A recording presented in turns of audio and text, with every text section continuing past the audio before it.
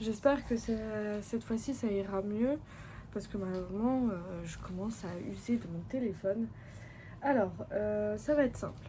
Je vais vous présenter les livres, quelquefois le résumé. Donc on va commencer par ceux que j'attends depuis très longtemps à la fin parce que c'est des romans dont j'ai très hâte et puis j'ai commencé à les lire. Et ceux dont je suis en train de lire et les deux autres c'est en plus. Donc en fait c'est pas une pile à lire, c'est plus une pile à mood parce que je suis pas sûre de lire tout ça. Parce qu'il y a beaucoup de fantaisie et voilà. Donc désolée du bruit, c'est parce que j'aime bien ouvrir ma fenêtre. Il fait super beau. Après je vais ranger mes affaires, je vais me mettre en pyjama. Parce que j'ai encore un pyjama qui est propre. Et après je vais lire. Donc déjà j'ai La Valeureuse de Holly Black. C'est le tome 2 un conte de fées moderne. Sur celle-ci on va suivre Valérie qui va découvrir une bande de potes qui veulent retrouver un troll qui vit dans une grotte, dans un prétendu... dans un repère de prétendu troll, on ne comprend pas pourquoi. Et en fait, elle va se retrouver dans un monde de failles. Et c'est là qu'elle va devoir se poser la question, vivre ou mourir. Voilà, ça va être simple, c'est ça l'histoire. Donc j'ai lu le tome 1 et franchement il était grave intéressant. Par contre il faut avoir lu quand même la saga, la trilogie plutôt du Peuple de l'air pour comprendre un peu. Parce que sinon vous allez rien comprendre tout simplement. Je me contredis quoi. Ensuite, un Agatha Christie parce que ça me faisait grave du bien la dernière fois que j'en ai lu un. Et là, c'est la mystérieuse affaire des Styles. Donc en poche parce que je crois qu'il n'existe même pas en grand format. Donc là, c'est Miss Inglerthorpe, maîtresse de la propriété des Styles, qui a été assassinée. Et c'est une femme super riche. Et tout le monde pense que c'est son mari, sauf que Hercule Poirot veut prouver son innocence. Voilà, c'est tout ce que j'ai à vous dire. C'est spécial. Alors celle-ci c'est un peu particulière parce que j'ai lu les 2 premiers tomes avec le petit tome spécial mariage de la saga, la fameuse saga La femme de ménage de Freda McFadden chez City. Et pour l'instant le tome 3 est un peu comme le tome 1 où c'était lent en fait. Il faut savoir que le tome 1 j'ai eu du mal à rentrer dedans comparé au tome 2 et au tome 2.5 si je peux dire. Là c'est un peu pareil, je comprends pas la hype pour l'instant de ce 3e tome. Pourtant tout le monde dit que c'est un truc de ouf, il faut que tu le lises, tu verras à la fin, nanani nanana. Après, vous pourriez ne pas le lire, franchement. C'est pas obligatoire. Vous pourriez vous arrêter après le tome 2.5. Mais si il est là, c'est que peut-être qu'il y a une raison. Voilà, et en plus, il y a un gros saut dans le temps parce que ça se passe 20 ans après le 2e tome. Puisque, alors, le 1er tome se passe dans une année. Et entre le 1er et le 2e tome, il y a un saut de 2 ans à peu près, voire plus, je pense. Et là, il y a un saut de 20 ans. Donc, elle a des enfants, elle s'est mariée. Voilà. Et donc, dans celui-là, elle va acheter une maison. Elle va prendre toutes ses économies pour l'acheter. Et en fait, en face de chez elle, il y a une femme et son mari. Ils sont très bizarres. Le mari est super gentil. La femme, c'est une vraie garce. Elle flirte avec son mari devant elle, comme si elle n'existait pas. De l'autre côté, il y a une femme qui vit avec son fils. Et en fait, elle regarde tout le monde, elle est tout le temps en train de les observer. Voire pire, elle tient en laisse son propre fils parce qu'elle a peur que des gens kidnappent son fils. Enfin voilà, c'est assez spécial quand même comme roman. Pour l'instant, il n'y a pas grand chose puisque je suis qu'au chapitre 11. Et pareil, ma collègue, c'est grâce à elle que j'ai repris un peu ça. Et elle me dit pareil, bah moi aussi je suis encore en train de traîner. Et je pense que c'est le fait d'avoir tout enchaîné d'un coup, je pense. Donc le tome 3, je pense qu'on va prendre un peu de temps de le lire. Il nous reste une semaine, donc peut-être sur la semaine je vais le lire. Et le week-end, ça va être sur ça. Ah, je l'ai entamé tout à l'heure, donc ce week-end je vais essayer de le lire, de le peaufiner. Donc c'est pour ça que je vous dis c'est une pile à mood. Donc c'est le tome 1 de la saga Dream Harbor qui s'appelle... C'est quoi ça? Ah, c'est de la dorure. le Pumpkin Spice Café de Laurie Gilmore chez Hachette. Non, c'est chez EH, pardon. Oui, c'est chez EH. Il faut savoir que en plus de ça, on a un épilogue en plus. Mais ça, il faudra que je le lise à la fin. Ce tome, je l'attends depuis très longtemps. Ça fait 2 semaines que je l'attends. Et d'ailleurs, le 3e tome, je vais me le commander. Et je vais me le faire livrer ici à sa sortie. Parce que ça se passe, je crois, en hiver et après à Noël. Enfin, à peu près entre l'hiver et Noël. Et celui-là, il sort le 22 novembre. Attends. Non, c'est 22 octobre, pardon. Qu'est-ce que je racontais? En fait, celui-là, il est sorti le 22 septembre. Et j'ai pas compris pourquoi il n'a pas été mis de côté alors que je l'ai précommandé. Vas-y, spécial. Et donc celui-là, le deuxième, il sort le 22 octobre. Donc je pense que celui-là, je vais me le faire livrer ici. Ou aller dans une autre Fnac parce que voilà. Mais celle-là, elle est un peu plus proche de chez moi. Et après, il sort l'autre en décembre. Et je crois qu'il y a 4 tomes, en fait. Sûrement, voire 5 par rapport peut-être au printemps et à l'été. Donc en fait, Jenny va récupérer le café de Dot, sa tante. Donc on va suivre son contenu, sa vie quotidienne avec le café et ce fameux Logan qui déteste tout le monde, qui déteste parler avec les gens. Donc clairement, c'est un petit roman tout doux, tout classique, un peu comme la série Gilmore Girls. Et le dit précisément, si vraiment vous n'avez pas aimé cette série ou vous ne connaissez pas, peut-être si vous ne connaissez pas, vous avez peut-être apprécié le livre, mais si vous détestez cette série, je vous la déconseille, cette saga, parce que clairement c'est ça. Le premier tome c'est ça. Le deuxième tome, je crois qu'il y a une sorte d'enquête. Et le 3e tome, je ne sais plus. Je crois que c'est une fille qui aime pas Noël, je sais pas. Ou un mec qui n'aime pas Noël, je ne sais pas. Donc celui-là, je l'ai entamé tout à l'heure pendant que j'attendais le bus. Et je vais essayer de lire jusqu'au chapitre 15. Pour le lire en 2 jours, parce qu'il y a 32 chapitres. Alors oui, je voulais pas le lire d'un coup, mais je l'attends depuis tellement longtemps que je veux faire une review sur TikTok sur ça. Ensuite, d'ailleurs, j'ai pas enlevé ça. Alors là, on va passer à la fantaisie. La fantaisie assez spéciale où je veux prendre mon temps pour le lire. Oui, c'est pas bon, oui, parce que c'est dite une autrice problématique. Mais comment vous dire que sa saga est une beauté, mais impressionnante. Je pensais pas autant apprécier sa saga. Alors, pour l'instant, mon tome préféré, c'est le tome 2. Parce que le tome 1, c'était mignon, nanani, nanana. Mais là, le tome 2 était nettement mieux. On la voyait enfin telle qualité. Parce qu'au départ, c'était une petite fille gnagnagnatte. Sauf qu'après, elle est redevenue combative. Et le tome 3, ça a été trop long pour moi. En fait, savoir que j'aime bien la fantasy. Je dis pas ça, mais sachant que je déteste Game of Thrones. Enfin, c'est pas que j'aime pas, c'est que c'est trop long au niveau guerre. Je suis pas fan de ce genre de truc quand ça traîne trop. Donc j'ai beaucoup sauté de chapitres. Je suis arrivée très vite à la fin. Il s'est passé plein de trucs. C'est pas grave, parce que en fait, c'était le tome de trop de faire. Parce que les 3 premiers tomes, ça parle de Fer et de Rhysand, ainsi que de Tamlin, ces 3 personnages principaux, super importants. Vous inquiétez pas, quand j'aurai fini cette saga, je vais vous faire une review. Mais le tome 3, franchement, il m'a saoulée. Le tome 4, c'était un entre-deux. Pareil, ça m'a saoulée. Moi, je voulais avoir les autres personnages. Pas du tout. Et là, c'est le tome spécial Nesta. Donc attention, cette saga est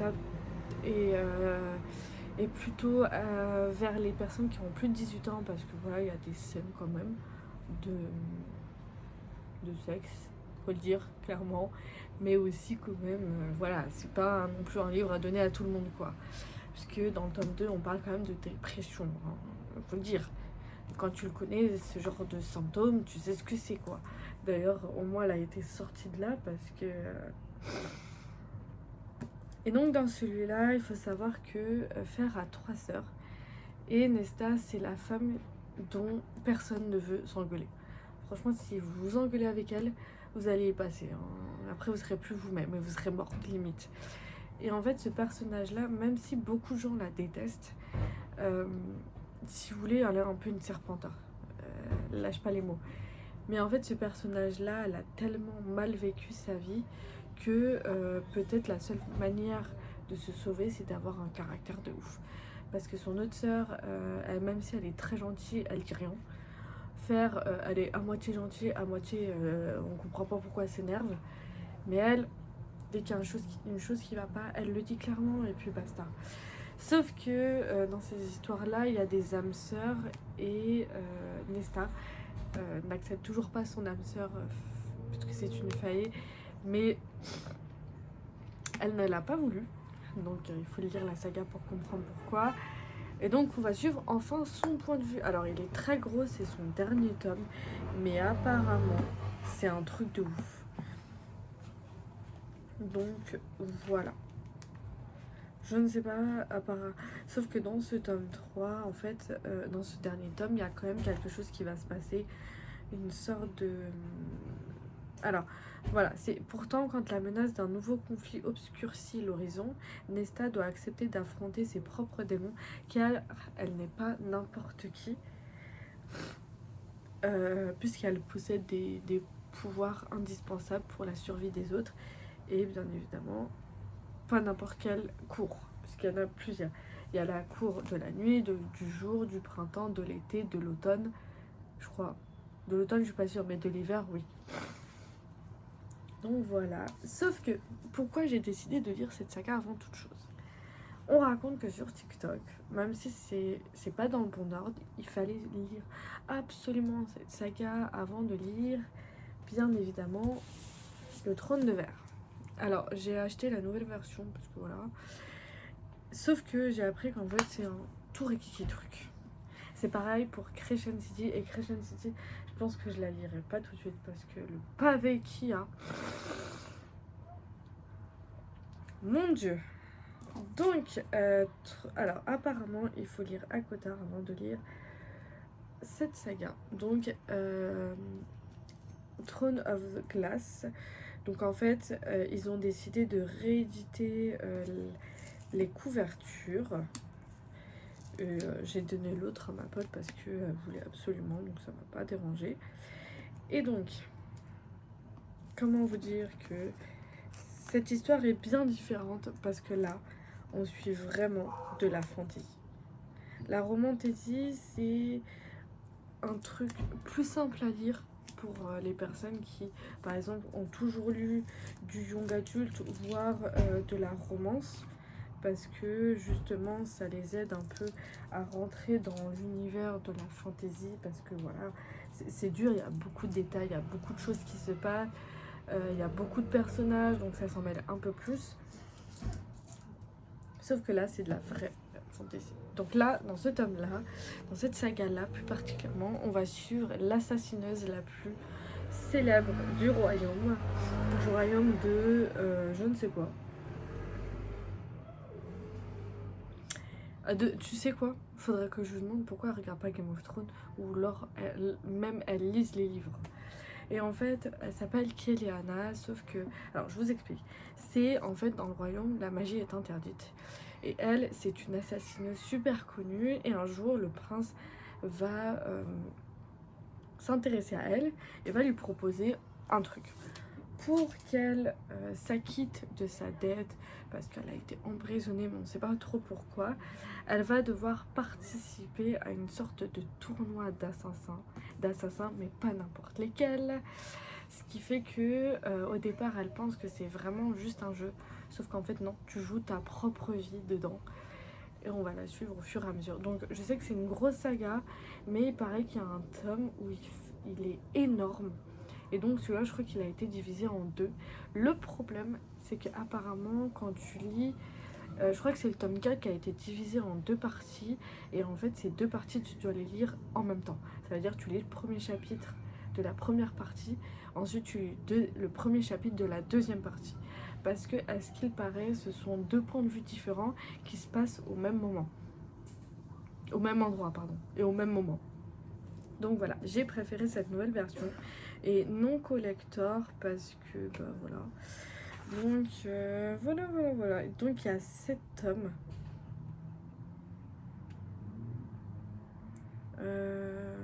Donc en gros il y a le tome 1, celui-là, le trône de verre, ensuite le tome 2, la couronne de minuit, ensuite le tome 3, l'héritière de feu, et ensuite il y a la lame de l'assassineuse, donc je pense que c'est celui-là peut-être qui est...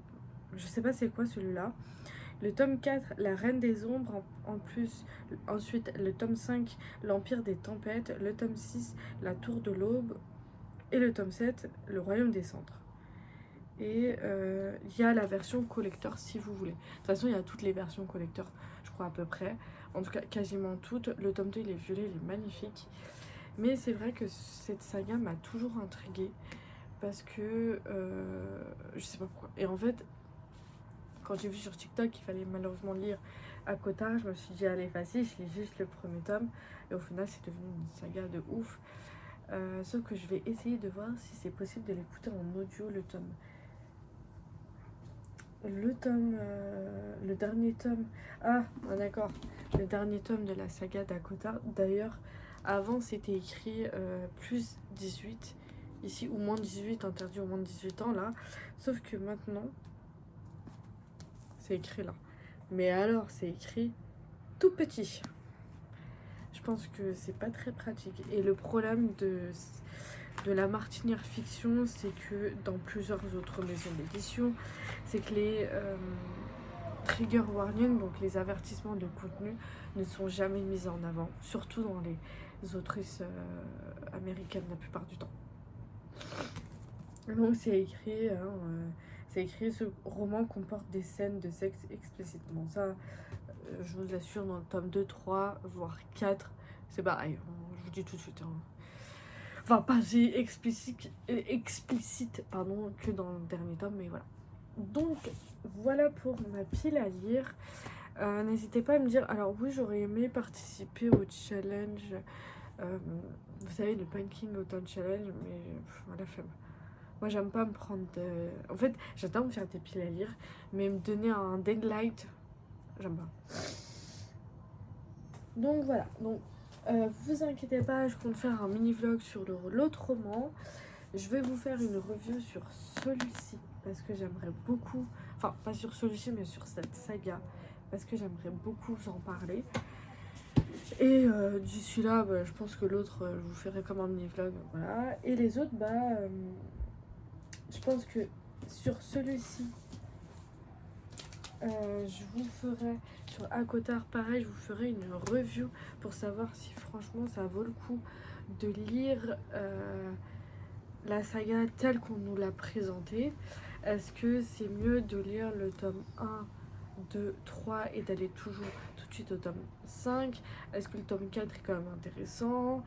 Est-ce que franchement, si vous voulez lire jusqu'au tome 5, est-ce que vous pouvez, si vous avez envie? Moi j'ai envie de connaître le point de vue de Nesta, donc c'est normal, mais véritablement, franchement, vous pouvez lire les 3 premiers tomes, je vous dis tout de suite. Juste ça. Et celle-ci, je vous ferai un vlog, parce que depuis le temps que je veux lire, et en fait à cette époque-là, quand j'ai voulu le lire, j'arrivais pas du tout à lire de la grosse fantaisie comme ça. Donc je pense que comme il faut savoir que Keleana, enfin Throne of Glass, c'est sa première saga, elle l'a écrite quand elle avait 17 ans. Ensuite ça a été ACOTAR et ensuite Crescent City. Donc mais on nous l'a dit qu'il fallait lire dans un certain ordre. Donc sur ce, je vous laisse. Je vais commencer mon petit vlog et je vous dirai à de prochaines lectures. Ne vous inquiétez pas, je vous ferai bientôt un petit update lecture sur quasiment quelques livres que j'ai lus dont j'aimerais bien vous en parler. Donc sur ce, bye.